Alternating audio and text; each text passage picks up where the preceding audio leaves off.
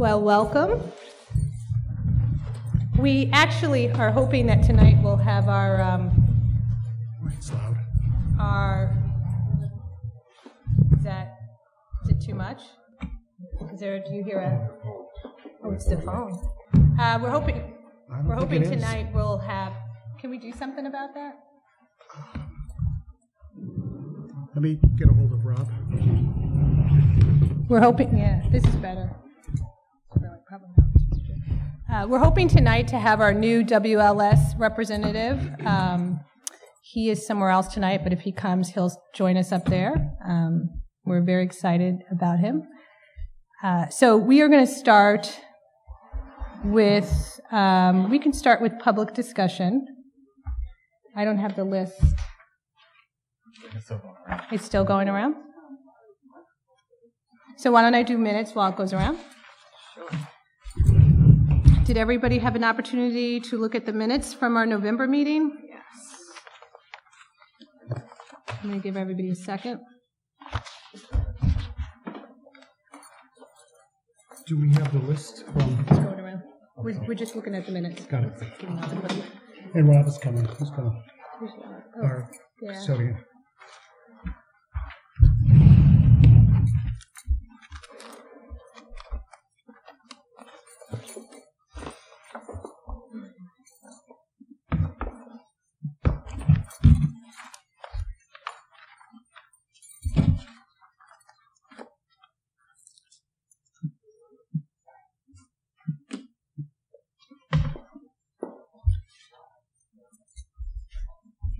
Are we okay?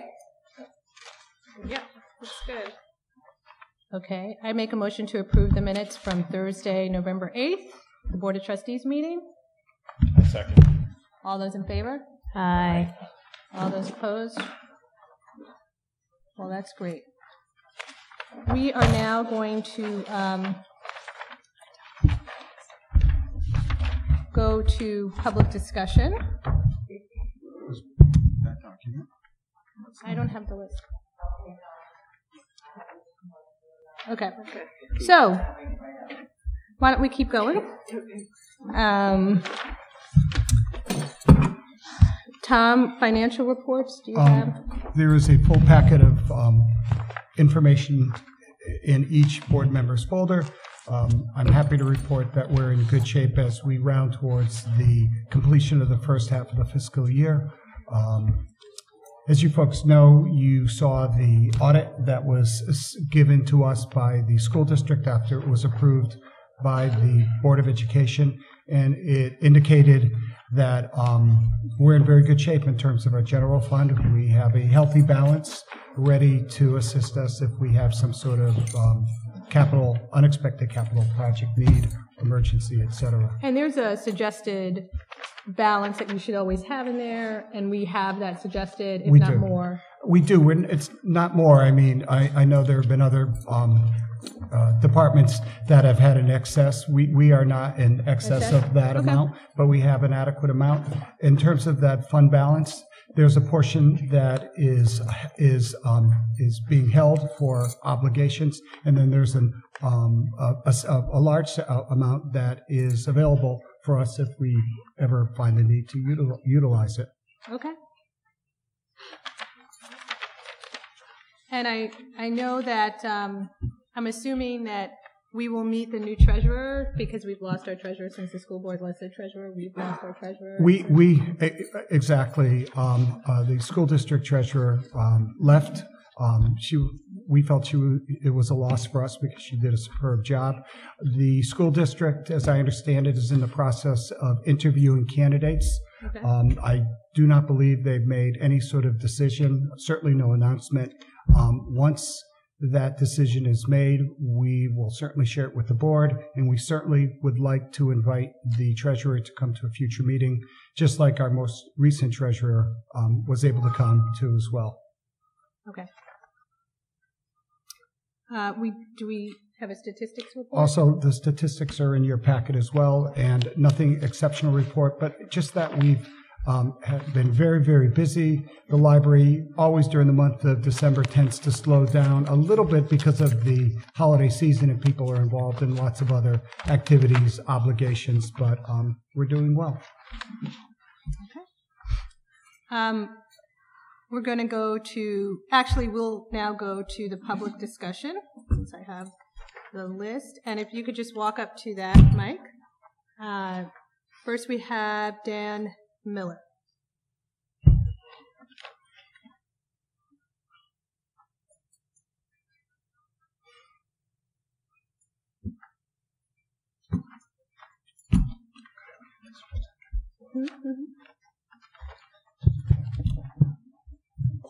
Good evening.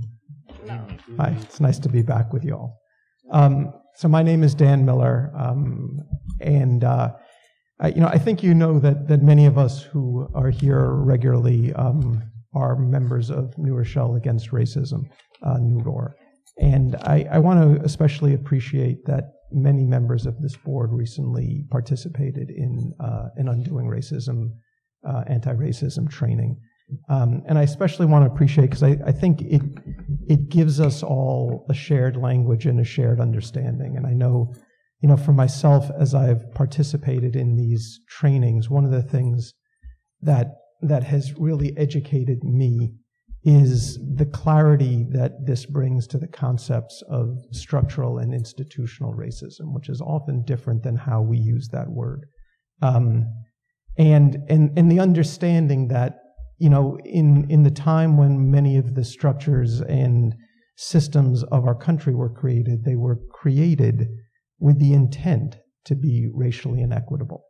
And so, when we participate in those systems without any necessary intent, if we participate in them as they are, the outcomes are generally inequitable, because that's how they were created.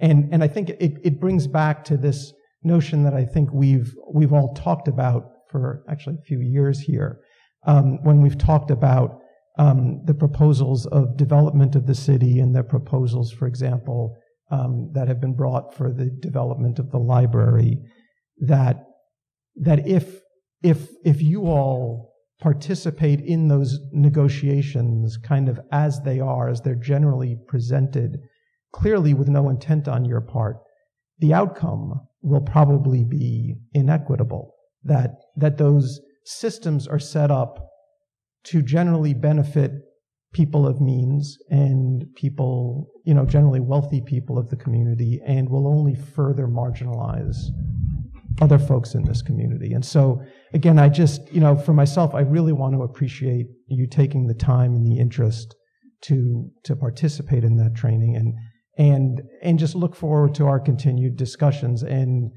to your continued protection of this library to serve the community that it serves so beautifully. So thank you all. Thank you, Dan. The next person is Marjorie.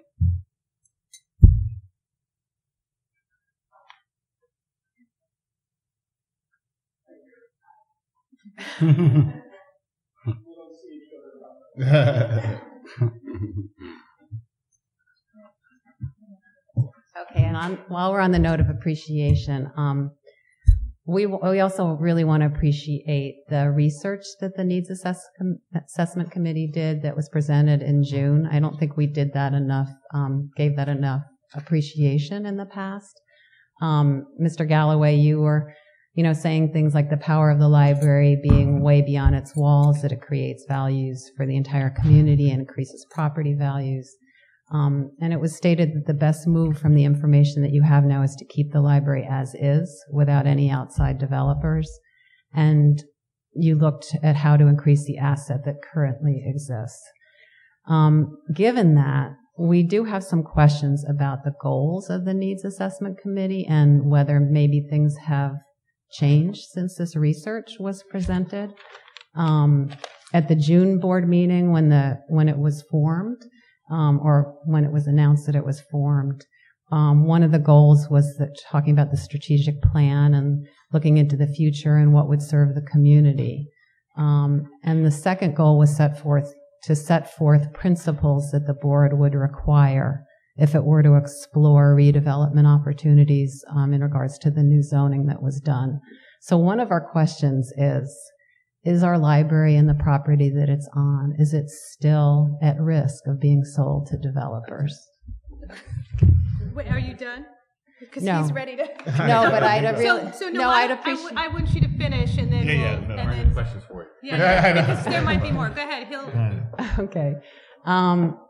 So, and another question relating to the other goal is there any data showing that patrons or staff are dissatisfied with the library? Because everybody that I talk to loves the library, thinks it's doing great things, thinks it keeps developing more wonderful programs. So I'm just kind of curious about that. Because we're having a little bit of a hard time envisioning this summit, and how, given some of what Dan was saying, how you would really reach out to the community in a way that would be equitable, that would be reaching marginalized neighborhoods and disenfranchised groups of people. And also kind of how would you prevent it from becoming a highly politicized process? We're kind of curious, like, what exactly would the facilitator do and what would be done with the data that was gathered? So we just feel like we're not clear about that. And on that note, thinking about when I think you've talked about January through March, those are like the hardest months for people to get out and the most chance of weather cancellations. So, if this were to happen, we were thinking maybe later later spring, something like that. And again, if this is something that comes to be, the library could be an institution that could really lead the way in discovering new ways to reach the community, and not kind of the typical ways that are done throughout the city where you really don't reach the whole community. So one idea we had is that there could be staff and volunteers greeting people coming into the library, or leaving the library, asking them, would they be willing to come to a meeting, like before you actually do all of this? And if they would come to a meeting, when would it be a good time to do that? And you could also gather information right then and there as they're coming in, of what they could, if they can't come to a meeting. So that's just something we wanted to offer. So I'm done. Okay. But I'd love your answer. Okay, good. So I'm going to ask you, you're going to talk about this later, so I'm going to ask you to answer now. I'll do quick Do answers. a quick Okay, answer. that's fine. And we will talk more about this later in the meeting, but to just, Okay. okay? So the short answer is we're still on course for what we discussed in June, as far as doing anything, if anything happens in the library, it'll be done independently in-house. We've not had any conversations, any thoughts of talking to any outside developers at all. So we're still on the same course of having everything being holistically inside the library, for the library, and by the people of the library. So that has not changed. The second question you asked was, how do we get people engaged, and what's the goal? You're trying to figure out, like, what the summit is about. What's about is discovery of facts from the people that use the library, as well as people that are in the community.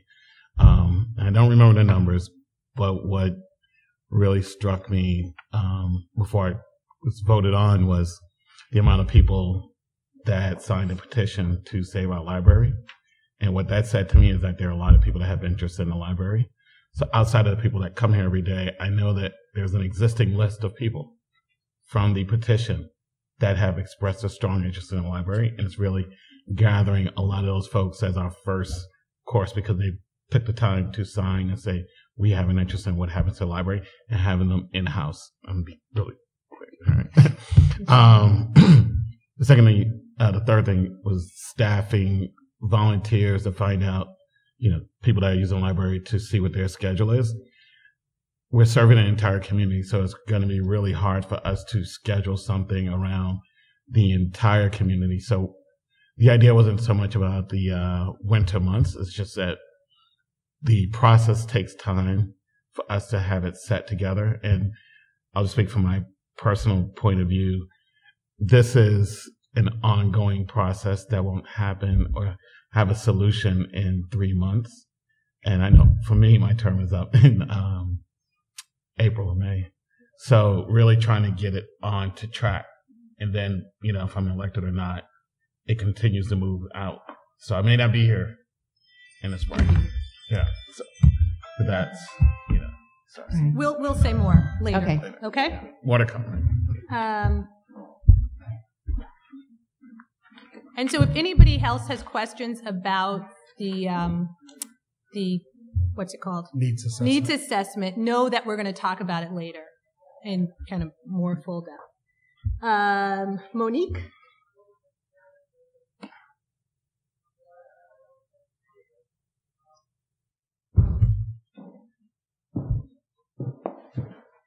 Good evening, everyone. Hello. Hi. Okay. Recently, we became aware that RXR was taking core samples from the parking lot adjacent to the New Rochelle Public Library. So we would like to work with the board to ensure that the parking is protected, as well as the beautiful light that comes from the library. It is our concern that that RXR is considering building a high-rise next to the library, which we believe will be wrong. In our opinion, we see that this is the most pressing issue for the board at this time. Given the uncertainty of what may be happening at this property, and that this is something that could greatly impact the New Rochelle Public Library. So it is our suggestion that the board takes this in priority over the needs assessment at this time. Lastly, the developers who are developing in New Rochelle should be protecting and contributing to the New Rochelle Public Library, not potentially detracting from the community's most important vital resource. Thank you. Thank you. Victor. No, wait, no. He actually knows. Okay. All right. So when you do your Do you want me to talk about my conversation? yeah, when you do your executive session. Dorothy, well, she's already coming up. My name is Dorothy Oliver, lifelong resident in New Rochelle. I just have a few questions. Speak into the mic, Dorothy. I just have a few questions, please. First, I'd like to know, how do we communicate with the board here, other than coming here to our board meetings? Is there any avenue for us to communicate with you outside of us coming here? And if we need or want to contact the board or individual board members in between meetings, how do we go about that? We have email addresses. Email address? Yeah, we can.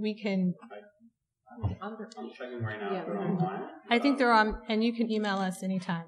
Okay, thank you. They may not be online because a previous board Didn't want to. did not want their email addresses, but that can be easily rectified as quickly as tonight. In our So previous, all of our we used to not have the at WLS mail, so I suspect that was part of the Mhm. reason. But everybody is at WLSmail.org now. Right. I think it- So And- Tom will make sure in the next week that all of our email addresses are online. And previously, there was access to the board, that there was a general, there was a board email address which would be shared with the board too. But without a doubt, with your approval, board, we will make sure that each and every board member's email address will be on the website. There is a general trustees email, trustees@nrpl.org. I'm assuming you could send an email there too, but our Yeah. emails will be up. Yep. Okay. So do you want me to? I think we should go to Mr. Okay. Then go to- So next is Vincent Malfitano.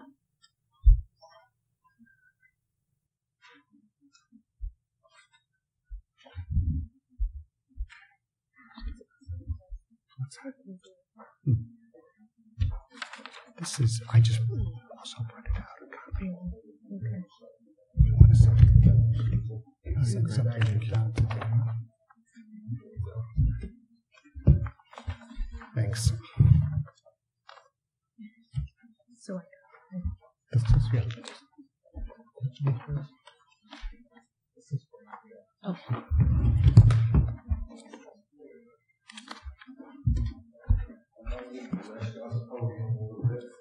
you don't mind.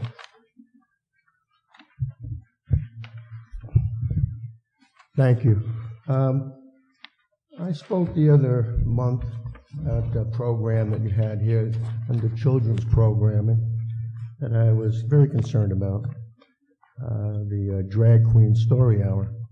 And this little fable by Hans Christian Andersen from 180 years ago, The Emperor's New Clothes, is very instructive. It comes under a question I might ask you to consider: is all change good? Is all change progress? The Emperor's New Clothes, a very old fable from Europe, talks about an emperor who wanted to have the best clothing in the empire, and two swindlers came to town, knowing this, and convinced the emperor they could weave the best cloth in the world, but, as it says, and I won't read the whole thing, of course, it says here that the clothing had a wonderful way of becoming invisible to anyone who was unfit for his office or who was unusually stupid. Well, the emperor naturally paid big money for this cloth, but being very nervous that he would be shown to be unfit or stupid, he didn't go see the progress himself, so he sent one of his trusted ministers. And what happened? The minister goes down, and it says, "Heaven help me." His eyes flew wide open. "I can't see anything at all." But he did not say so. And this goes on, and the emperor sends a few other ministers and other people who also know that if you have the problem of the clothing becoming invisible to you, obviously there's something wrong with you. So all of his ministers that saw the cloth praised it.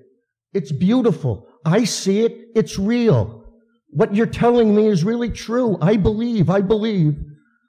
And basically, how does this wind up for you? The emperor goes to see the clothing himself. But he couldn't see it either. And he says, "Am I a fool? Am I unfit to be emperor? What a thing to happen to me with all the people." Nothing could make him say that he couldn't see anything. And here's how it ends. The emperor goes in a procession through town where all of the townsfolk have been believing this lie as well. They've been told to believe. They've been pressured to believe. They've been told there's something wrong with you if you don't believe. So the emperor walks through town nude, with his people holding a pretend train of his clothing, and everybody saying, "Isn't this wonderful?" But then, as history teaches us, from the mouths of babes, a child says, "But Daddy, he hasn't got anything on." No one wanted to believe, but finally the whispers began, and then the entire town said, "He hasn't got anything on." The emperor shivered, for he suspected that they were right, but he thought this procession has to go on. So he walked more proudly than ever as his noblemen held high the train that wasn't there at all. So when you have a guy show up under children's programming in a dress with lipstick and a blonde wig, and we all are told to believe this is progress, listed under children's programming, I ask you to consider, what is your role? Are you the swindlers? Are you the duped ministers? Or are you the unfortunate emperor? I don't know. But it is amazing how the truth from the mouths of babes. We all know what it is, but we're afraid to call it by its name. Thank you. Thank you. Thanks. Our last speaker is Victor Estrada. Victor Estrada.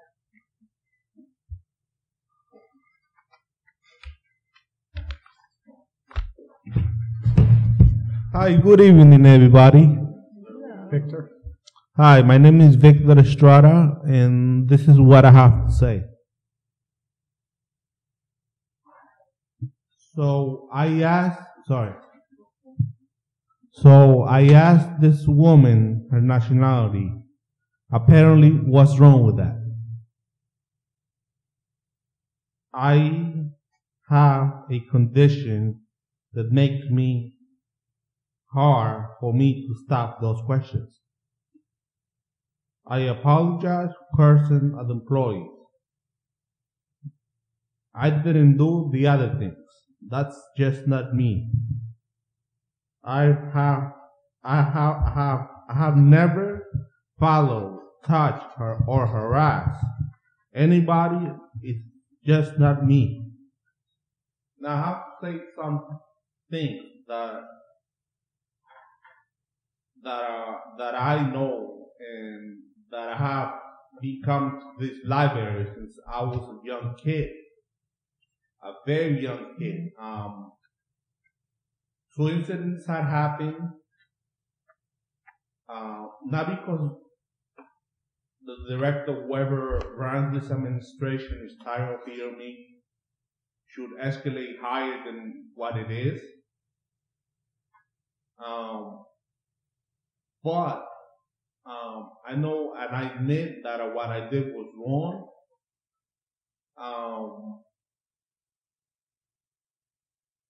To tell the truth, 15 years ago, when this library was in bankruptcy or something, the district was going to shut it down, I was a U.S. permanent resident.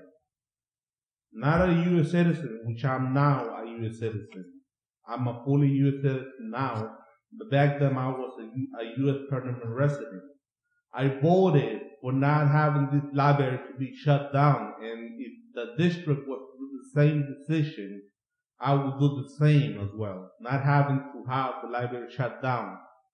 And let me tell you, Mr. Giofino, I have observed some of your employees are kind of arrogant and noisy, and also, to tell the truth, under your administration, I have seen new faces.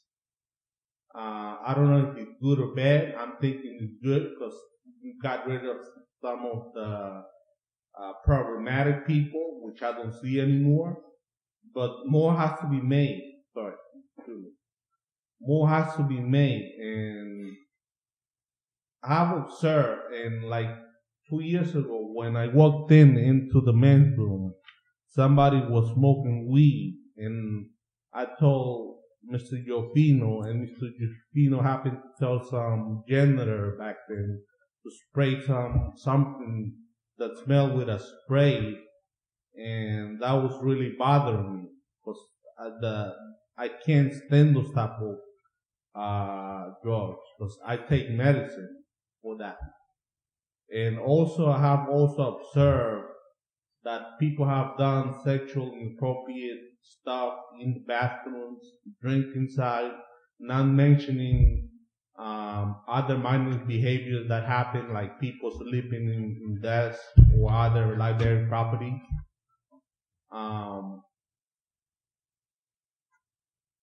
But this should be taken as considered. And I have a friend, I don't know what he did, that he got kicked out unfairly. And I don't know, he gave me his side of the story to that. I don't know what happened. But I have to say this, that I can't be banned for an absurd reason. Just for having to ask somebody's nationality, I think it's totally absurd for Mr. Giofino, whose every administration ran this institution, to ban me out for 6 months when it's something that is not right and it's not wrong in my part, it's right my part, but still, I know what I did was wrong. The lady didn't got offend, bother, or annoy. The security guy simply just told me to tell her when she wasn't busy or when she was busy, and tell her later on. But that escalated by having that other worker, the janitor jumped into the situation, and that's where it got escalated. Victor? And this pretty much is what I had to say. Okay. Thank you so much. Thank you for coming, Victor. Thank you, Victor. That will end our public to be heard. Is there anybody who wasn't on the list who wants to say something? No? We're good? Okay. We are going to go on to the president's report. I'm not the president, I'm the vice president, but Chuck's not here, but I did want to update, just update a little bit about the Undoing Racism training that we did. It was really a very good experience, I think, for everybody who attended. And those of you that were there, please jump in. What was really nice about it was the Board of Ed, our board, and then other people from all walks of New Rochelle, different political views. And there were definitely tense times, but we all made a commitment to stay in the room, which is half the battle. And so it was really, I think, a good opportunity for us to see each other. All of us are stakeholders in our own way, and so it was really good for us to see each other in a different light with some vulnerability around issues that are dividing our country. So I thought it was really very good. I think that we're going to try to follow up with that. And I don't have much else to say. Did you want to say anything, Whitney? You had a look like. No, I just echo everything you said. It was a really wonderful not quite the right word, but important. And I agree that it helped, especially kind of hammer home the point of how devoted people are to New Rochelle and to doing whatever they can on their path to waking up to some of the things, these institutional things that we take for granted, that we've been socialized to believe are the only way, or that are the way they've always been, or what have you. I think everyone is on in a different place on that journey. But the fact that maybe some people were just starting and some people have been on it a long time, but to be all there in the room together for those 2 days, I think was really meaningful. It was an honor and pleasure to do it with you and Corey and Chuck, and Tom. And, I think it was really good. I'm grateful that we had that opportunity, and I would love to follow up. Yeah, we're going to follow up. The mayor actually was there as well, and everybody kind of hung in there, and it was just a good opportunity to see us all struggle through some information that could sometimes get uncomfortable, but we stayed with it. Anything? Yeah. Okay.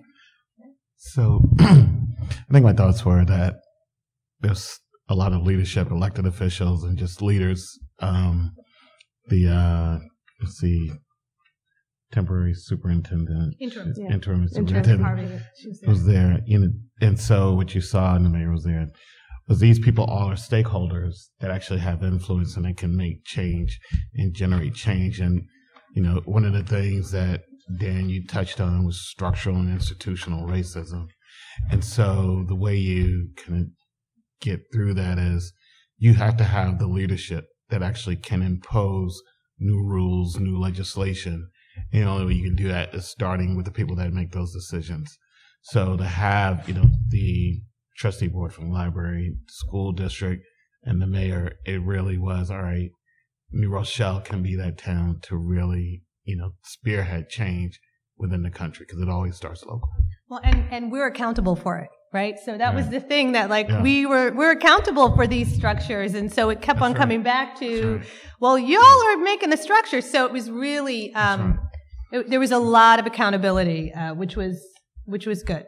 Gatekeeping. Yeah, it was very eye-opening. Powerful. Yeah. I thought, just really. It was an extraordinary day. I mean, I had similar sort of training, but the way the program was set up, where the first day really focused on poverty and the issues that tie to racism. Then the second day was racism. And it really makes you stop and think about what you do and how you do it. And there's a context and assumptions that are made that are not necessarily the truth. Yeah. So that was good, and I'm hoping that we can follow up. And so anything we do, the needs assessment, anything we do, will always have that lens for us. So with that. Okay. I have a fairly, first of all, there's no WLS report, other than the fact that, as Deirdre mentioned, we have a new WLS representative for our city. His name is Francis Okilo. You had heard about him last month. We fully expect that he will join us up here on the stage next month, and we're looking forward to that. As far as my report, it's basically similar to what I've reported in the recent past. Our grants are always a major focus of how we go forward and improve our library for our citizens. We are still waiting, of course, for our second floor New York State grant to come in. That will not come in until next summer, but we're very excited about what it will mean, all the new enhancements to the library that will be put in place thanks to those monies, as well as the matching monies that we hope to obtain from our amazing foundation. Our circulation desk gateway project we're hoping to be able to start that within the next month or so. We're at a point now where we're looking at shop drawings for our desk and other components. We are ready to roll in the very near future, and that also is extremely exciting. And again, to recap, money that will not impact us as taxpayers, because $276,000 from the state of New York, the match $92,000 from our amazing foundation. Let's see.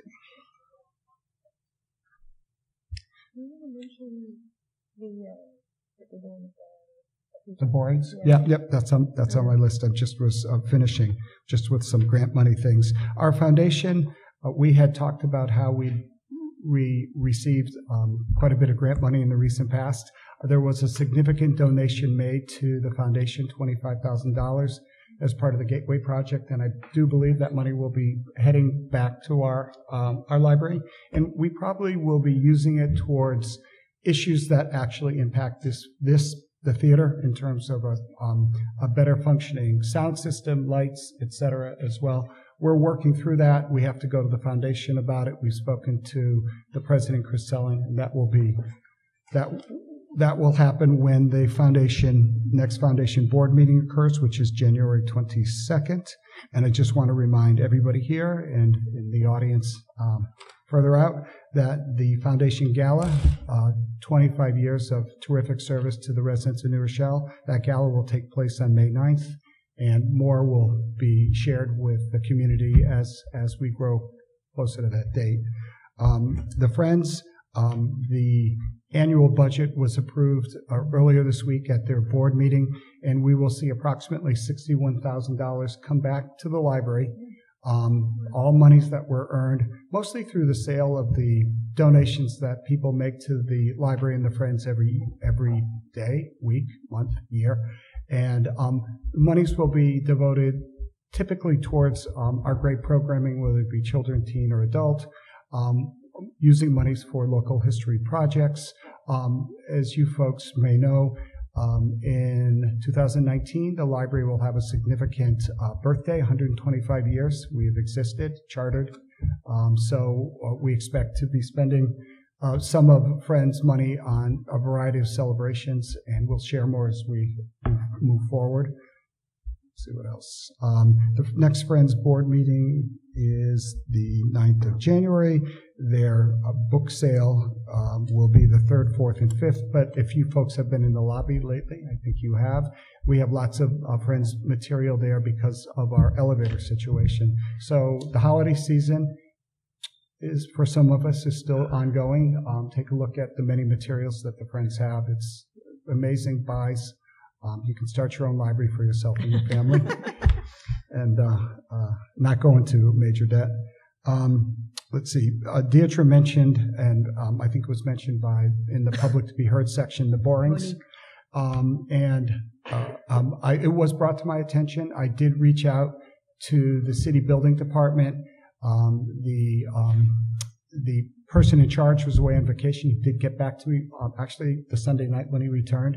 and he suggested that I call him Monday. I did this Monday, and he told me that all he knew was that the borings related to an RXR effort, and he recommended that I reach out to the development department. I indeed did so. I left a message on the commissioner's voicemail, Commissioner Aragon. And the next day, I did receive a phone call from not Commissioner Aragon, but another employee who told me that indeed it was borings that were being done by the master developer for the city of New Rochelle, RXR. They were working in the south lot. They had already worked on property on Prospect Street, and that they would be working in other areas in the future. And that's all that they shared with me. That's all they said that they really knew. And apparently it's to assess the property for future development. In South Lot is the one that's Right, it's entirely right behind our library. Right, and it overlooks Memorial Highway and Lawton Street. So that's, I won't deny it's a little unnerving because the parking is a key element of our service plan, that people can actually drive and leave their vehicle here. So, but that's the latest that we have. And that's owned by the city. Right? That is owned by the city, Yeah, as is the lot that is adjacent to Lawton Street that backs up to the CVS as well. The library, just to restate, does not own any of the parking, has none, zero. We also, as you folks all know, we do not own the Ruby D. Green. That is owned by the county and is managed by the city as well. Yeah. I do have one question. So it hasn't been sold. The city still owns it. So if it were to be sold, how would we find out? And it being the parking lot. Well, Yeah, I think it's more of understanding so, the RXR deal. Mm-hmm. And their deal is they have the rights to all city properties. Right. So you're not going to see a sell or non-sale, right? It's the deal that they have with the city. So it wouldn't be announced at any meetings. Their discretion. It's there. Yeah, it could be. Right. It would be. You know what? It might be good for us to keep an eye out What on. would be announced would be in the event of what the development is going to be there. Yeah. Because what's announced was already in the master plan of what properties were already designated for potential development. So the announcement would be, hey, we're putting X-story buildings there regardless. Although, who's the group that does the abatements? The one that votes on the abatements, that Sarah Dodds Brown is on. Planning. So I feel like I should learn more from them because, like, sometimes if you just look at their agenda, like, you can sort of tell because developers are proposing buildings and want to get a sense of what the abatements are going to look like before they finalize. So that just might be like another agenda to the point of what we need to pay attention to. I mean, it also might be that, and we can figure out if we want to do this. We could write a letter and say that's our parking. So can we? I think that's the right. Yeah, like that's our parking, and can we please be kept abreast? And can you? Sure. So, do we want to do that? And I think so. And I don't know if we do a letter. I would prefer we do a meeting. I mean, it would be nice to find out if parking is going to be included in any future thing that would.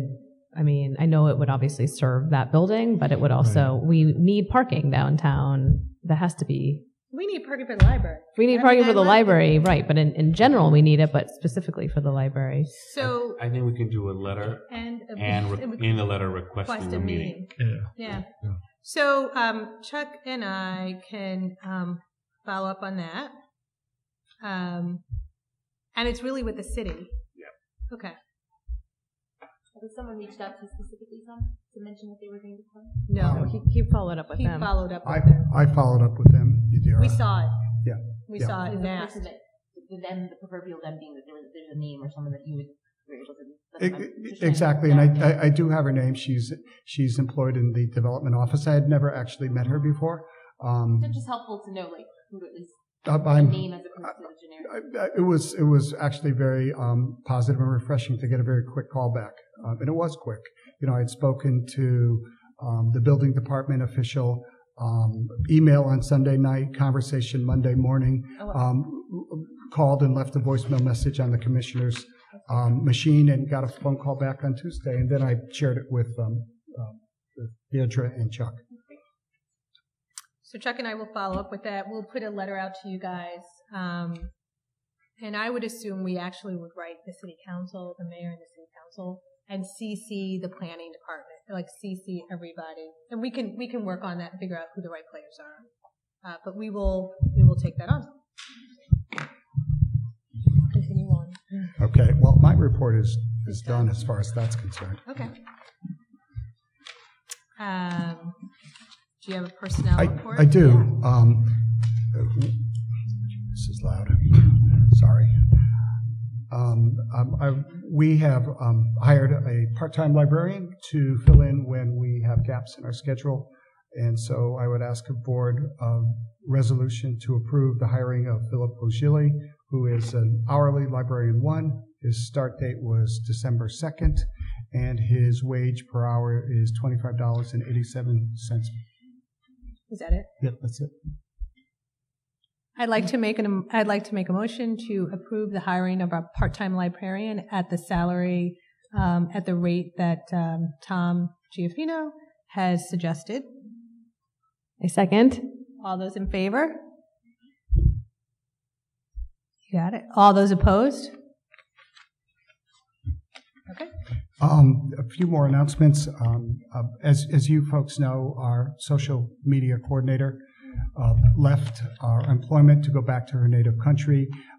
After an extensive recruitment process, we had great candidates. We hired someone who is a young person who grew up here in the city of New Rochelle, went through New Rochelle public school system. Her name is Nicolette Fudge, and she... Otherwise known as... Yes. Yes, yeah. And actually, Ms. Fudge was a page here, worked for community relations, and she's terrific, and she's a fairly recent college graduate from American University, and she has great experience, and we had good candidates, but frankly, she really wowed us. We think that she has a lot to offer as we go forward in terms of social media and videography. And I would ask for a motion to approve her hire. I don't have her salary start date, but I can get it for you. But her beginning date, her first day of employment, will be the beginning of the new year for us, which is January 2nd. I make a motion to approve the hiring of our new media specialist? Social media specialist at the rate that Tom knows, beginning in January. I thought I knew. All those in favor? Second. Oh, sorry. Dan? All those in favor? All those opposed? Okay. Thank you. Just a few more. As you know, our children's librarian, Kathy Cronin, retired this time last year, very sadly due to some health issues. We have been in the process of interviewing candidates for that position, and Deirdre was part of the team that helped us evaluate candidates. And we have just completed 3rd interviews, and we actually have offered it to a candidate, and that person did accept, and we're pending an announcement tied to checking references and also a background check. I didn't know. Yeah. Oh, that's great. It was that person. Yeah, that was great. That person. Yeah. So we're very excited. It was a process that involved Deirdre, but also our staff. Our staff was very involved in helping choose our future leader. We're very excited about this person. I think they will bring a lot to the table, and I'm excited to talk more about it when I'm able to talk more about it. But we're pleased, and I will have more to share with you in our January meeting. And our community and support specialist position, which you folks know, you were so kind enough to allow us to create this position to help with many of the social service issues in terms of helping our patrons navigate this very treacherous series of issues that relate to housing and employment, et cetera. I have not been able to get a call back from civil service. I'm hoping that we'll be able to post it soon. I will continue the process of learning more about where we stand in terms of posting it. And when it is posted, we'll make it available on our website and encourage the many people here in the city who we think would be qualified to do this job to apply. So, and that's it. Okay. We are going to move on to Committee reports. The budget chair is not here. I don't know if we have anything from budget. You're on the budget. No budget. Okay. Buildings and grounds. Yes. Thank you. So the Buildings and Grounds Committee met with CROC, which is our Capital Resource Oversight Committee, and they were kind enough to, we have the joint recommendation to perform a building audit. So we spoke about this at our last meeting. The last one was done in 2009. So 10 years ago, and some of the repairs that were recommended in that didn't happen, and then there are additional repairs that need to happen, of course, after 10 years. So we're recommending that a building audit is performed, and the CROC committee has agreed to prepare the RFP. So we're expecting that in early 2019. How much is that? How much do you think of building? I mean, do you know how much you paid 10 years ago? That is a good question. I can go back and research how much that cost. It was 10 years ago. And just so budget can put it into our... Absolutely. So you're thinking 2019? Yes. Okay. I think the ballpark we discussed was $30,000 to $50,000. Okay. I think the added to that is the outcome of the building audit, which is a bigger price point, right? We only did half of the recommended improvements. Do you remember, Tom, what the total amount was of the recommended improvements? Right. The building audit as performed by WASA recommended that we do improvements that total $5 million in total. And the board at that time felt, because of the difficult economic situation, that it could only justify doing a portion of it, essentially $3 million. And the idea was to complete that project and then go back and revisit and look at what needed to be done, new things that needed to be addressed in the aftermath of the ending of these projects. And so this building audit that we hopefully will be able to embark upon will give us a better sense of where we stand and what we need to do as we go forward living in this building. Okay. Is there anything? Sarah, if Corey and Whitney wanted to add anything. No, I think we'll get into this on the needs assessment committee, but to add to it's a holistic, process that the board must take on, which is to just get the facility up to today's efforts is a heavy price point. And so the question is, that we all have to ask ourselves, which is part of the discovery of the community. 9 years ago, it was $5 million, put in $2.5 million then, right? 10 years ago. So what do you think the price point? And we don't know, which is why we have the expert. And my assumption would be, not having any data except for what we know to be true, that price point may be anywhere from another $5 to $7 million. So, if you look at over the overarching length of time, are you putting Band-Aids on an issue that may need a bigger restructuring initiative? And it's just food for thought that we really need to be looking at. And that's where, I'll get into the assessment part, but that's really the big discovery from the architects that are on our board. They had some great recommendations and just saw where the challenges were with the library, just out of code on some things, because the library is just a dated library. And we also were thinking about the fact that this was conducted 10 years ago, and how much of what was discovered was itself deferred maintenance. And so maybe that's at least another decade's worth. So we're looking at 2 decades, possibly 20 years or more of improvements that possibly could need to be done. So this is a really important thing to embark upon. I think it's Any other good news? No. Okay. Okay. Theater HVAC, is there nothing? There's no update, right? Well, just that we're really at the end of the project, and our administration finance people are working with the consultant to try to wrap everything up, because we're just about there. We'd like to close the project. There is still an outstanding amount of money, not a large amount, but almost $10,000 that the state is holding on in terms of that final 10% portion of our grant. So we'd like to wrap it up and just have a clear sense of where we stand in terms of our capital monies, what little that remain.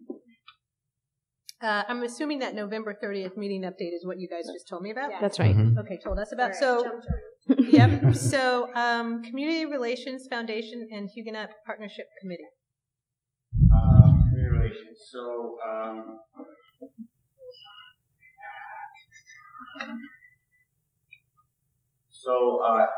on November 29th, Sarah and I attended the New Rochelle Council of Community Service event. It was breakfast, actually. It was actually pretty awesome. It was the first time they did a breakfast. They honored 3 individuals: Susan Fleming, who's a community volunteer, Reverend Dr. Rochelle Lewis, a community builder, and Kamisha Salmon from TP Toy, the community champion. And one standout of that is they also honored a student, Barbara Zavala, who received a scholarship from the Rochelle Council of Service of $1,000 to pay for college applications and everything that she needed to, as a junior, she received a scholarship, so now she's a senior. And this young lady really is outstanding. And as I was sitting there, it kind of made me realize of why New Rochelle is such a beautiful city with students and young people and the adults that shape these young people to thrive. I mean, her dad was there. She wants to be an environmental engineer and scientist, right, if I'm not mistaken. And yeah, she was very impressive. I mean, she was just impressive and from Central America background, first generation, her family. It was just really amazing. It was so great to have present not only of trustee individuals there, but school board people there and other elected officials. So the point that I'm saying with this is that in further conversation and Tom's review, and we can jump. We're going to get to that after the executive get to session that. after. So just keep that in mind as we get to that. Why I said that and mentioned of just the presence of the trustees. One thing that I would like to add, as I was looking at the statistics of the social media accounts, and I thought it was very impressive. I really would like to see if the trustees here can just Google, and I put that out to the community, to Google New Rochelle Public Library and rate it, from 0 to 5. The reason for that is the higher the rating, the more ratings that it gets, it really pops up when people Google local libraries and stuff like that. And it helps because if it brings in not only local people from New Rochelle, but it can attract people from all over Westchester, New York City. So the more ratings a library or any business or establishment gets, and you can write in a review, you put your positive reviews of how your experiences in the library, talk about staff, the books, the DVDs, whatever. It really promotes the library in a positive sense. It also attracts, it puts it up on a Google. They have these calculations that bring the businesses up, like library. So I encourage the community, just Google New Rochelle Public Library and give it 5 stars if you feel like we are amazing. And if you had a pretty bad experience, give it a 1 star, but we hope you don't. And email us. And definitely email us. Definitely email us. And with that being said, definitely check out in December. There's Barbara sent out. There's some events that are happening during the holiday break, the vacation break. There are going to be free vacation programs for children. So definitely encourage your neighbors, families, and people from the community to come out and participate. Because like Tom said, numbers are low. But if we let people know that, our stay-at-home moms and the children are home from school. And dads. Encourage them to come out and participate and spend a day at the library. And that's it. Can you put a plug now about we need to be out there? We'll do it again, but can we do it now? Yeah, so the plug. As trustees, and it was pretty, I also saw Whitney and Yadira at the DRI thing at Lincoln event. And again, it really is to the trustees. I know we all have busy schedules and stuff, but a way for us to organize, for us to be out there in community events, school events, anything that shows our presence as a trustee of supporting our community and really encouraging people that we're here, and can, count on us, and we're there to support our community in every aspect, from our education, senior citizens, to whatever organizations out there. And Tom will be sending out some kind of reminders or events that he gets that perhaps he may not be able to attend, that if we can fit it in our schedule, we can squeeze it in during regular hours or evenings or whatever. So we're going to try to push for that. One thing too, though, is that I would really encourage, and this is something that we spoke about, that the trustees try, and we can work out some kind of schedule or mapping where we are attending both foundation meetings, the Friends and the Library Foundation, at least one representative. Also, again, not to twist anybody's arm, but really as trustees, making even a small donation to their annual appeal, attending their cocktail and conversation, showing support, because again, they are volunteers and raising funds and putting events together for the betterment and growth of our library and our community and services and programming. So, we will try to also kind of remind trustees ahead of time of when events and also meetings are scheduled from the foundation. And so we can kind of see at least one representative from the trustees to support them right there. And so the staff party is next Wednesday. So I'm hoping that somebody can make it to the staff party, the library staff party. That's the 19th? Is that next Wednesday? Yes. Starts at 6 o'clock when the library closes.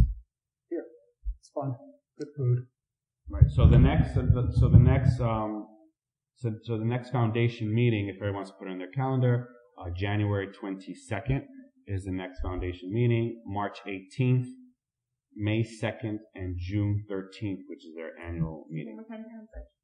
January 22nd, March 18th, May 2nd, and June 13th. So I'm going to send those dates around, and if we could tag ourselves on which date we can make it to, we won't have to go to a lot. I was going to suggest like a doodle poll or Sign Up Genius or something, or we can just commit now, because that's well in advance, so we should be able to plan ahead. And for the Friends, membership is only $10 annually. Again, that's just something, $10. We can sign up as a membership. That also benefits them there. And also volunteering during their book sale, whatever time that you can squeeze in for their book sale, that also helps out too. And again, our presence is important to really be up there with the community and show support. I have a question for you. So I attend a lot of events in the community, but I don't put myself out there to be recognized. So you're saying we should start, they say, oh, we want to recognize this delegate and this delegate, and it's just not.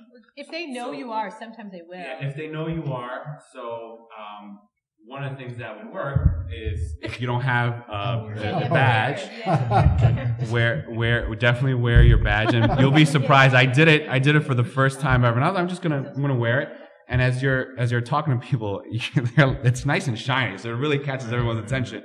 So it really, and obviously, if you're confirming for an event and you want to say, hey, I'm representing Library Board of Trustees, I mean, that's encouraged if you would like to get a shout out. If not, that's okay. Just show up and wear your badge. But it will help us as we do the needs assessment and as we start to talk about, whatever improvements we do. The more we're out there and the more we're talking to people, the more it will help us. So. And I would also like to say that when I mean every event, I mean every event, even the smallest event that you may not hear out there. Even if language may be an issue, believe me, the face of just showing up to a all Spanish meeting or anything, or even the mosque across the street from City Hall, they are very welcoming and happy to have members from the community come and speak to them. I mean, it really is just put out there and really get to know that, and I would love to see more people here sitting and just listening to us and engaging and just knowing that that we're here. Yeah, and I would just add, I mean, I don't see it as self-promotion as much as library promotion. So just like, you want to just be like, library all the time. Yeah, and I second Whitney's point of view. I think when the board is at a particular event and they are doing the shout out, so to speak, I think it's really important for the board to be recognized because you are ambassadors in the community. You live in the community. And it's great to have people know that the library is participating, and it might start conversations about what the library has to offer, what the future of the library is, et cetera. So it's not shameless self-promotion. It's really promoting the library. Yeah, I mean, if someone wants to invite me to a cocktail party at their house, I'll wear my badge. It's not a problem. So. Well, thank you. Thanks. Do we have anything from the... Just quickly to tack on, the next public meeting for DRI is on the 22nd as well. January 22nd. Which was one of the dates he gave for the list. Again, I'm not saying, I'm just in the context of giving dates, and I think it's going to be at City Hall Chambers, I think they said. The auditorium. Thank you. And the only thing that's interesting about that is they're not talking about the library, but certainly the potential for projects within the library. Yeah, it's in the vicinity. Not the library or the green, but just the potential for projects, since they're still in the... In fact, one of the major proposals kind of ends, although it may continue, but right at the intersection, right in front of the green, and connecting the green up to Lincoln. Right. And then the gateway, which is right in front of the library, is another project, and they're talking about One Memorial doing a co-working space, which is right here. So it's been interesting just to even from the peripheral of what this will look like, our neighbors, like the proverbial neighbors. So we definitely need the parking. I know, right? Yeah. That parking's a bit of an issue. City of the future does not need parking. So I do want to add one thing. We had decided to honor the Huguenot Children's Library, the partnership, and we had decided to do something to improve the outdoor space. So Tom and I are meeting next week with a landscape designer. Okay. So hopefully we'll come up with some good ideas. We did get some great ideas from community and librarians, so excited about that. Anything else from Foundation Huguenot Partnership? Anything? Oh. Actually, we didn't discuss the coloring book fundraiser, so we all kind of talked about that and agreed that we would put together a coloring book and use that as a fundraiser, and hopefully that will fund the improvements to the outdoor space that we're talking about. And we thought it would be great to partner with some of the elementary schools and middle schools to create the coloring pages. So maybe have a contest. So, that's interesting. What do you think? I think that's great if we have the bandwidth to kind of do it. That's great if we can get somebody to organize it. I mean, it's a great way to bring us into this. We're in some of the schools already, but to kind of partnership with the schools, it's a great way to have them. So maybe it's an approach. It's sometimes difficult to work through the school district administration, but maybe on a school-by-school basis through the PTAs, which are a powerful resource. You think? Maybe. I mean, I'll contact some people and see what comes of it. Hopefully it will be successful.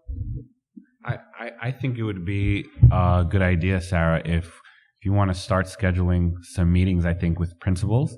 We have to talk to them and see if they can spearhead, and maybe they may say, hey, I got the best contact person for you. I got a, third grade, fifth grade leader. I don't know. We can, both PTA, but I think we need the school leadership to kind of be with it, because it has to be a thing. I don't want to single any student out as or anything, but I think it's a great idea to really engage and motivate people to come to the library when we do have the revealing of who's the winner and so forth. It's another way to get our footprint in the community. Absolutely. Great. And it's a bridge too in our goal of making sure that every kid in our district has a library card. So finance committee. Do you have anything? Yeah. So we made some changes to policies last meeting, and just want to make sure, myself included, are signing our warrants in a timely manner. So please, I'll take more responsibility to being the first, to consistently sign, but I'll need someone else to follow that as well. Okay. Sorry, Jean. Yeah. Sorry, Jean. We could all say, sorry, Jean. Sorry, Jean. I did give you my cell phone number, so text me. I did sign them. Okay.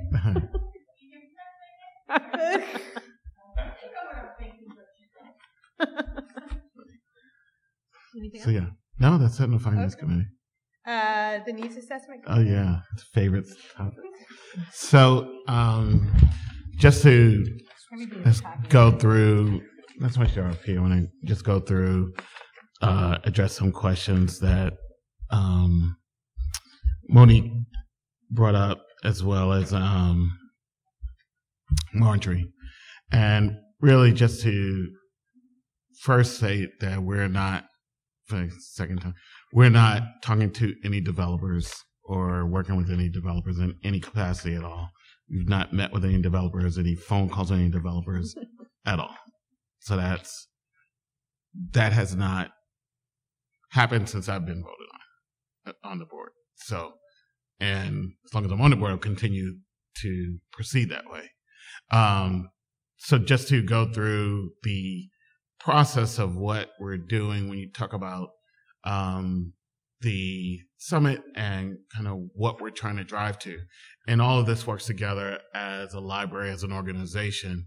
And it is, you have to stay the course. So just by way of background, I'm a developer and affordable homes. Our one development took 3 years just to get into the ground. So when you look at the process that has to happen to discover what the issues are and how to attack them, it is something that in all of you, everyone as community members, you'll still be in the community, right? Whether I'm here or in your seat, we'll still be part of this community. So there needs to be a discovery, which is the summit that we're talking about. And that discovery will give us a lot of data on what people want, what's happening in the community. Outside of that data, we obviously have to work with the Building and Grounds Committee from the architect's point of view of what they see as the issues. So all of this is data gathering, and that's all we're doing right now is data gathering. That is our goal. Once we have enough data, then we can start setting forth some strategy on what we would like to do. It wouldn't be our strategy, it would be based on what we learned from the community. It'll be based on what we learned from the architects. The only way we can set our strategy is coming from data that the community gives us, because we're here to serve at your will. Once we go through that strategy, we'll go into, all right, we have a plan. How do we finance that plan? Whether it's the improvements or whether it's some other thing that we can't even imagine right now, we have to figure out how do we finance that plan, and what are the steps to get through that plan. And I'll give you just a far-reaching example, and Tom can weigh in on this. Greenberg had a new library. How long was that process? I think it was nearly 10 years from its beginnings to its conclusion. Right. And so these are overarching timelines, but we're not even in the area to think about what we can do, because we don't know what everyone wants. So we have to figure out what the community wants first, and then be able to say, all right, we have enough data. Say, this is what you guys told us. Here's what we're going to execute based on the information we receive. As we receive that information, then we can start setting forth the strategy, which is a community strategy, not a board strategy. Once we settle on that path, then we can figure out what the costs are to execute that strategy. And that will be internal. All this is internal. This is community-driven, board-driven, right? We're operating at your will. Once we get through the finance strategy, which can take a long time, then we'll get into implementation. But that is, the 5-step process, which is where we are right now. And so I think when we started with the original needs assessment, it was the PowerPoint we presented, and it showed a lot of things that will give us the desired outcome that we want. And for us to have the desired outcome that we want, we have to go through these processes. There's no process, there's no step in this process that we can skip. So that is really why there is a summit and why there is the discovery part of it, because this is impossible. I think, Marjorie, your point is dead on of having staff members here talking to the people and getting them engaged as well. I think the other sheet of the community signing in is a great data point of people that we can contact as well. So we are executing for the people, because that's what this country is all about. So that is really the basis of the Needs Assessment Committee. It is to give the community what they want and not to give, and I'm making this RXR and the other developer what they want, right? This is our library and we're here for the community. So that is the essence of the Needs Assessment Committee. And I would say that a needs assessment should be done, like, you should be doing them regularly, maybe not every year, but we should always be doing a needs assessment. We should always be trying to look at what the community wants. So I think it's a good thing to do a needs assessment. I mean, obviously we have a whole building and all, but beyond that, it's good for us to do that. And if we come up with if we have another strategic plan, we haven't had one. Right. Our strategic plan expires in 2020. Right. And the last one was a successful one. And we use it as our blueprint to go forward on a year-to-year basis in terms of what we offer our patrons, because it was a document written by our community, our patrons. So if we're to have another strategic plan, we really should have a needs assessment be a part of that in some way. Yeah, I think, and I'm not on the Needs Assessment Committee, but this past spring around the budget, when I would go to different neighborhood association meetings or just community or even a Saturday home one day, I think I went to about 6 of them. The one thing I thought was compelling is that we really didn't have a lot of data to back up a lot of anything. That anybody was saying. And I would consider myself, I go to meetings, I read the materials, but I felt like even me being very passionate and obviously involved, that I wasn't able to articulate in a data or a position of data or informed, right, quantitatively. It was more like, well, I go to the library with my 2 kids, which I represent like a portion of the demographic that uses it. So it makes me excited about the needs assessment, and even hearing you talk about the audit, as excited as like one can be with those words, all relative. Numbers, But what makes me excited is it's going to give us this data, and I don't even see it in the sense of like RXR as much as like fundraising opportunities or ways to sort of galvanize other members of the community or philanthropic organizations. Tom has a really good crew with the grants and things like that, just helping us think differently about what to get. So I guess I know I'm on the board, so maybe it doesn't seem like, maybe it just seems really biased, but I'm not on the committee, but I see it as like a really good way to even help me be more of an ambassador and think of ways to sort of connect with other folks. And I think it all ties in nicely with you saying, wanting us to go to different events, just galvanizing the community, being able to talk about what we need. And that might spark dialogue around fundraising, around getting outside funding and things like that. So, I don't know. It's just how when I hear you talk about it, that's how I receive it. It has nothing to do with RXR as much as just like letting us be informed ambassadors for this institution. I do think, and I that's why I smile when you say that, or when you're talking, and someone said this earlier, I forgot who it was, and making sure that we're reaching out to as many people as we can.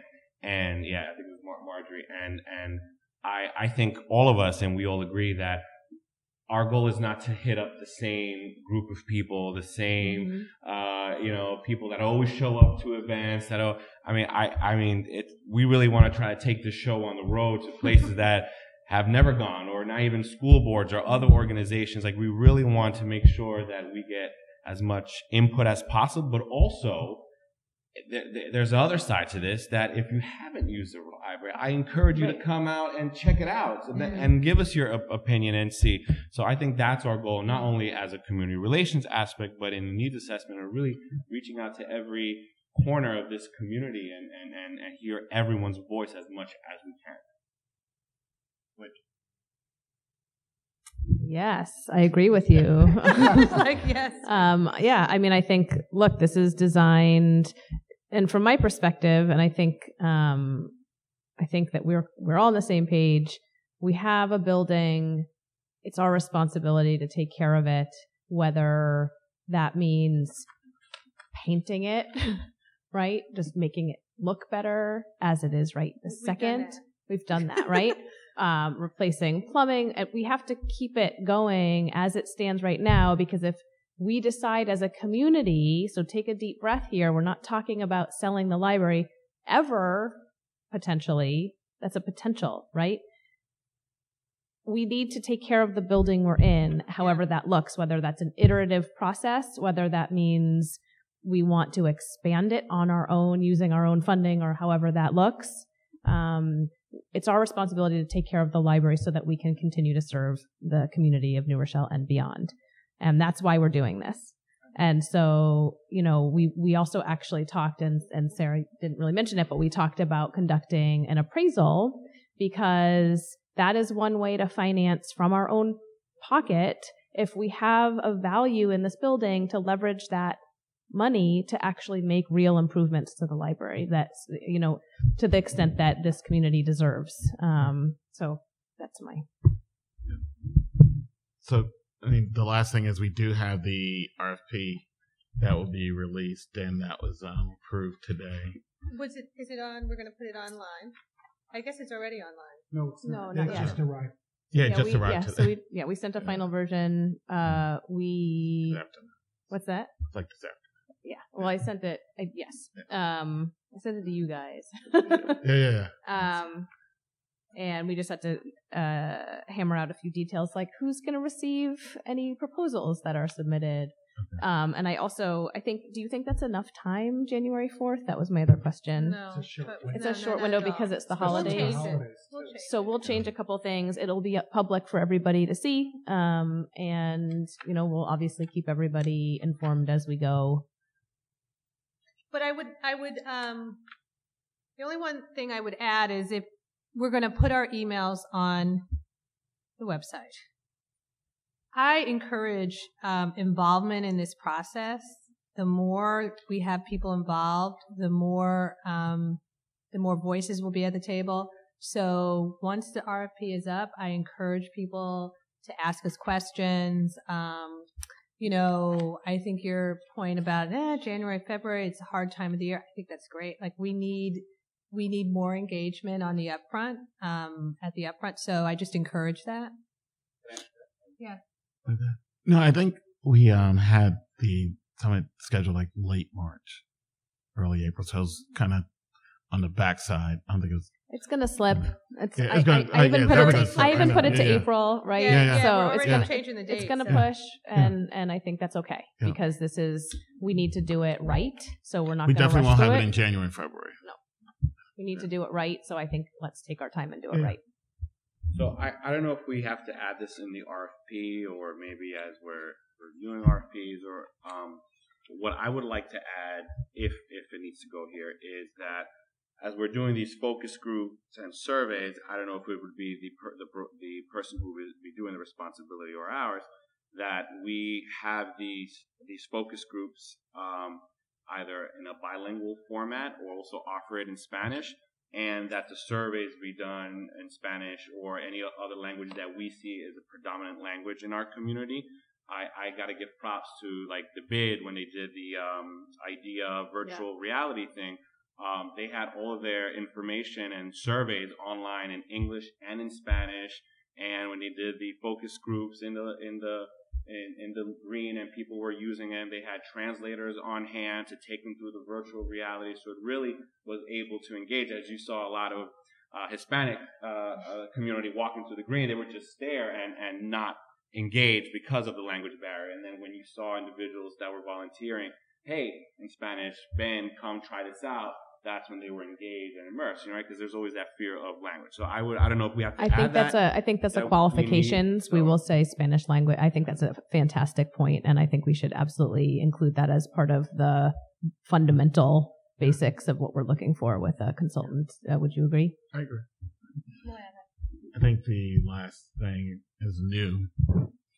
This is why diversity is so important, right? So your point of view is different from my point of view, right? We had 3 people, I think, have no bias, but we didn't include.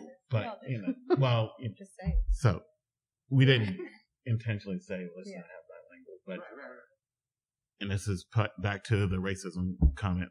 this is why diversity is so important, because you see things from a different lens than others. And that's my report. So I'm going to skip the personnel committee. Policy committee? No. I mean, there's the finance policy, but that was not doing special committee? Is that That's me, yes. The sculptures? I don't know why I went like that. I don't know. There's no flapping in the potential. Do you want to talk about it, Tom, or do you? Sure. Yeah. Well, Whitney and I have been working on this very exciting opportunity to present more public art in our physical space. And there is a local family who approached us through the foundation, and they were really extraordinary art collectors, and they collected in all mediums. Among those mediums were sculpture outside, and this family is seeking to potentially donate 2, possibly 3 beautiful pieces of sculpture to our library. Whitney and I have had a number of meetings and conversations with family representatives about this great opportunity. And we're a big believer in public art. We think public art informs how people use the space and appreciate the community as a whole. So we're currently in a place where Whitney reached out once again to the family and asked them about their intentions relative to this donation, and also introduced something slightly new and exciting, which was the possibility of creating a sculpture garden in the Memorial Highway courtyard area, where we already have some wonderful art that's available through Dale Zoylan and the City Arts Commission, and also the good graces of Senator Stuart Cousins. So we're hoping to introduce more public art there, and we asked the family, if you do want to pursue this donation, we're certainly interested. Would you consider allowing us to name the space after your family as a sculpture garden? Waiting on a response. Yep, that's right. So we have a couple of questions that we're waiting on. Number one is, will we be receiving 2 or 3? We're really pushing for 3 because 3 is a really nice number to kind of round out and establish what we hope will become, a sculpture garden. And the naming is sensitive in that they're not super keen on broadcasting themselves, and so we'll wait to see what they think about that. There are other ways we can agree, and I think they would agree to be recognized and acknowledged. So whatever they want is obviously what we can do. Per our procurement, our gift donation policy, we will have to craft probably a special agreement that would meet the needs of their family estate, as well as meet our own donation requirements. And I think that should be no problem. And I think at this point we're just kind of waiting to hear. And it's not like they said it would be a 2019 donation anyway, so this is well within the realm of a wonderful time frame, and obviously we're not going to be picky about a donation. And then, do you want to talk about the other thing? Your turn. You start. I'll finish. You got me. Okay. So we were talking about Tom. Who were you talking to initially? I don't even know how that you just came up with this. It was just something that I've been thinking about for a while, and really in terms of something that Daniel and Deirdre and I were talking about, which is a marketing plan, and how can we market the library in traditional and sort of out of the box kind of ways. Yep. And so the notion of using the exterior of the library as a kind of way to broadcast, either through banners, or there are all sorts of like really cool temporary vinyl applications, and Tom and I got, we opened up this fun can of worms about talking about all sorts of things that we could do, like, just taking the opportunity to use our library, which is, the heartbeat of New Rochelle. It represents, our community and our schools and everything we're proud of, our artistic heritage, cultural heritage, and just using it as a way to showcase and celebrate all of those elements, whether it's, producing some kind of visual amazing murals, or having elementary schools be represented through something similar, like a public art competition. And I think kind of the world is our oyster once we start thinking about it. And certainly it can be on a rotating basis. I think this would be, I think there's probably grant money to do something like this that we could seek out. But I think making our kind of celebrating the building that we have while we think about ways to improve it is a really fun short-term on an ongoing basis, that is, way to do that. And, when you think of our building, we're this quite impressive facility, this large white tile structure.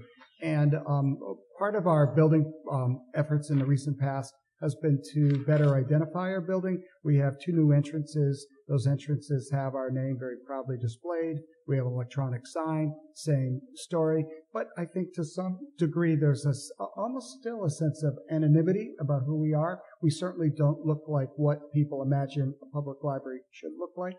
Doesn't matter. What matters is that people know that we are the public library, and they come in and they explore and use our resources and use our spaces.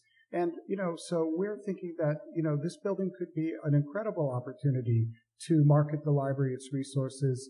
And if you look at the building again, step back, aren't we really just a white canvas that's waiting for some color and language and images to really grab people and say, wow, what's going on there? So that's kind of how we're thinking about it. Yeah, I just installed 28 banners in Queens I know that on street poles, and so so this is all fresh. When Whitney and I had the conversation, she told me about that, and I said, that's perfect timing. There's banners, and I installed I just did a heat applied vinyl art project, also in Queens. So this is it's my wheelhouse. In Mount Vernon, they just released their arts master plan, and do we have an arts master plan? I don't know. We need one. I don't know. We can have a library arts master plan. We could. But what they did is they ended up taking, you can check it out, drive there. It's on Washington Street, right off when you come out of the Wilson's Woods Pool area, the roundabout road. They took that whole street. It's in an old industrial buildings and factories, and they have a whole bunch of artists, from students in their art school and other people in the community. They did this wall graffiti art, and it's so cool, and it blends in different pieces there, from mosaics to a collage, and then to like animated thing. It's really cool. Not to say that we have to paint over the tiles, but we can, I think, hang something on a canvas there.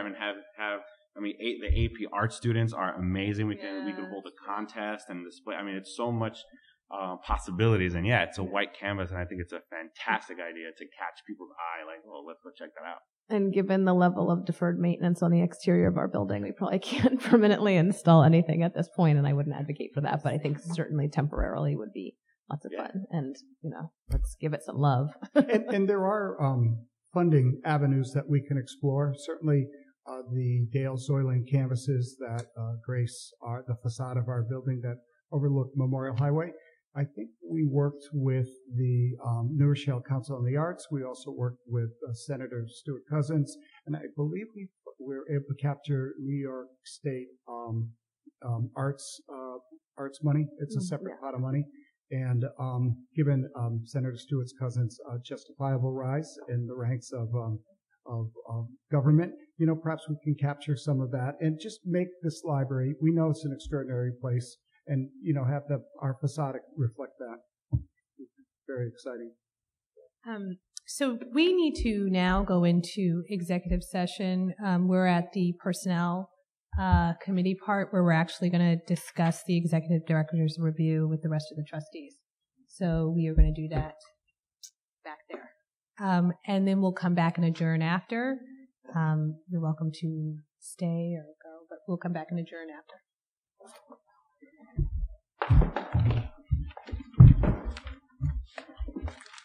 I think you have to call for a motion for executive session. I'm sorry. Yes.